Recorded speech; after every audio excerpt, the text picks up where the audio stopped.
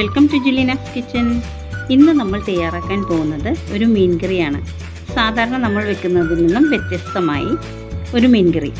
അപ്പോൾ നമുക്ക് അതെങ്ങനെയാണ് തയ്യാറാക്കേണ്ടതെന്ന് നോക്കാം. അപ്പോൾ നമ്മളിന്ന് ആവോലി കറിയാണല്ലോ വെക്കുന്നത്. അതിലേക്ക് ഞാനൊരു 750 ഗ്രാം ഉണ്ടാവും ആവോലി ക്ലീൻ ചെയ്ത് വെച്ചിട്ടുണ്ട്. ഇപ്പോൾ ഞാനൊരു മൺചട്ടി വെച്ചിട്ടുണ്ട്. അതിലേക്ക് നമുക്ക് 2 ടേബിൾ സ്പൂൺ വെളിച്ചെണ്ണ ഒഴിച്ചു കൊടുക്കാം. ഇനി ഇതിലേക്ക് 4-5 വെളുത്തുള്ളി അരിഞ്ഞതും ഒരു ചെറിയ കഷ്ണം ഇഞ്ചി അരിഞ്ഞതും ഇട്ട് കൊടുക്കാം. ഇപ്പോൾ വെളുത്തുള്ളിയും ഇഞ്ചിയും ഒന്ന് വാടി വന്നിട്ടുണ്ട്. ഇതിലേക്ക് നമുക്ക് ഒരു വലിയ സവാള നീളത്തിൽ അരിഞ്ഞത് ഇട്ട് കൊടുക്കാം.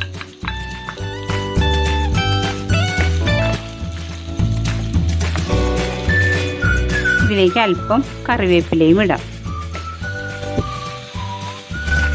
സവാള ഒന്ന് വേഗം വഴണ്ടി കിട്ടാൻ ഒരു അല്പം ഉപ്പിട്ട് കൊടുക്കാം കേട്ടോ. ഇപ്പോൾ സവാള ഒരുവിധം നന്നായി വഴറ്റി വന്നിട്ടുണ്ട്. ഇനി ഇതിലേക്ക് നമുക്ക് 1.5 ടീസ്പൂൺ മല്ലിപ്പൊടി ഇട്ട് കൊടുക്കാം. 1/4 ടീസ്പൂൺ മഞ്ഞൾപ്പൊടി ഇടാം. ഇനി ഇതിലേക്ക് നമുക്ക് 1.5 ടേബിൾ സ്പൂൺ മുളക് പൊടിയും ഇട്ട് കൊടുത്ത് നന്നായി ഒന്ന് മൂപ്പിച്ചെടുക്കാം. ഇതിൻ്റെ പച്ചമണമൊക്കെ ഒന്ന് മാറുന്നത് വരെ ഒന്ന് ശരിക്ക് വഴറ്റിയെടുക്കാം. ഇപ്പോൾ പൊടികളെല്ലാം നന്നായി മൂത്ത് വന്നിട്ടുണ്ട്. ഇനി നമുക്കിതിലേക്ക് ഒരു വലിയ തക്കാളി ചെറുതായി എരിഞ്ഞതിട്ട് നന്നായി യോജിപ്പിച്ച് കൊടുക്കാം. ഇത് നന്നായി വെന്ത് ഇതിലേക്ക് ചേരണം കേട്ടോ. അതുവരെ നമുക്ക് വേവിക്കാം.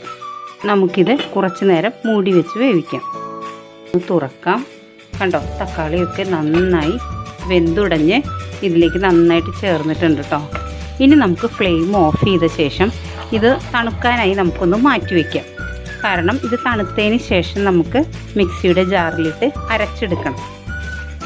ഇപ്പോൾ നമ്മൾ നേരത്തെ വഴറ്റിയെടുത്തെല്ലാം ആറിക്കഴിഞ്ഞപ്പോൾ നന്നായി മിക്സിയുടെ ജാറിലിട്ട് അരച്ചെടുത്തിട്ടുണ്ട് കേട്ടോ. നല്ല പേസ്റ്റ് പോലെ അരച്ചെടുത്തിട്ടുണ്ട്.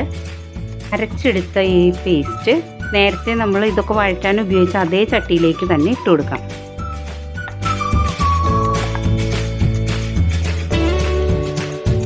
ഇനി നമുക്ക് മിക്സിയുടെ ജാറിൽ നമ്മൾ സാധാരണ മീൻ കറിക്ക് ചെയ്യാറുള്ള പോലെ ആ ബാക്കിയുള്ള അരപ്പും കൂടെ ഒന്ന് കഴുകി ഇതിലേക്ക് ഒഴിച്ചു കൊടുക്കാം.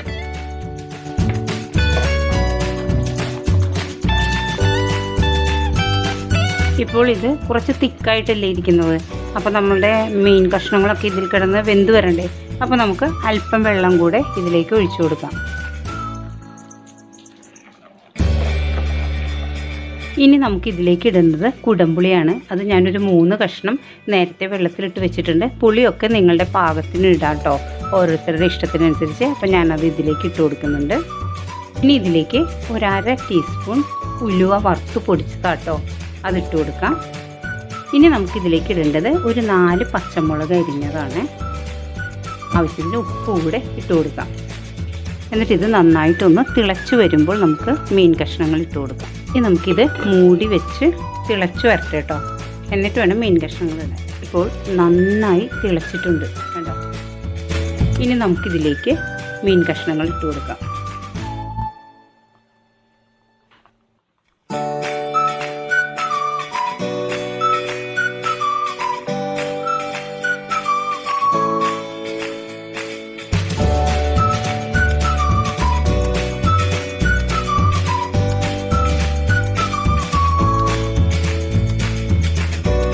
ഇനി നമുക്കിത് മൂടി വെച്ച് വേവിക്കാം.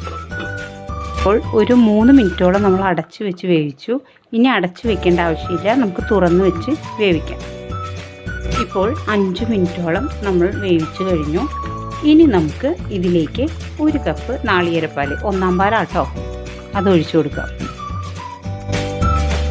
ഇനി കയ്യിലിട്ട് ഇളക്കരുത്, നമുക്കിതിങ്ങനെ ഒന്ന് ചുറ്റിച്ചു കൊടുക്കാം.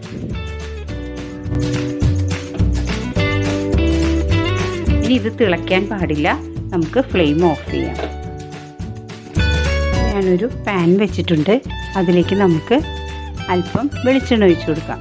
ഇതിലേക്ക് ഒരു 4-5 ഉള്ളി അരിഞ്ഞതും അല്പം കറിവേപ്പിലയും ഇട്ട് കൊടുക്കാം.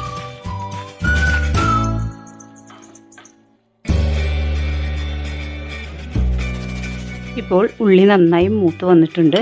ഇനി നമുക്കിത് കറിയിലേക്ക് ഒഴിക്കാം.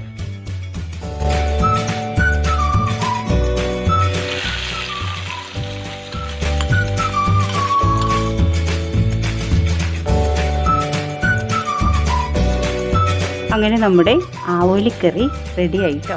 കുറച്ച് സമയം നമുക്കിതൊന്ന് അടച്ചു വെക്കാം കേട്ടോ. അതിനുശേഷം നമുക്ക് തുറക്കാം. അങ്ങനെ നമ്മുടെ ടേസ്റ്റി ആയിട്ടുള്ള ആവോലിക്കറി റെഡിയായി. ഇനി നമുക്കിത് ഒരു സെർവിങ് ഡിഷിലേക്ക് മാറ്റാം. നമ്മളങ്ങനെ വളരെ ടേസ്റ്റി ആയിട്ടുള്ള മീൻ കറി തയ്യാറാക്കി. ഇത് ഏത് മീൻ വെച്ച് വേണമെങ്കിലും ഇതേപോലെ തയ്യാറാക്കാം കേട്ടോ. വളരെ ടേസ്റ്റിയാണ്. ചോറിൻ്റെ കൂടെയും ചപ്പാത്തിയുടെ കൂടെയും ഏതിൻ്റെ കൂടെ വേണമെങ്കിലും കഴിക്കാം.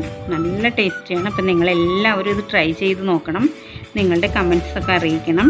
അപ്പോൾ നമുക്ക് മറ്റൊരു റെസിപ്പിയുമായി വീണ്ടും കാണാം. Thanks for watching.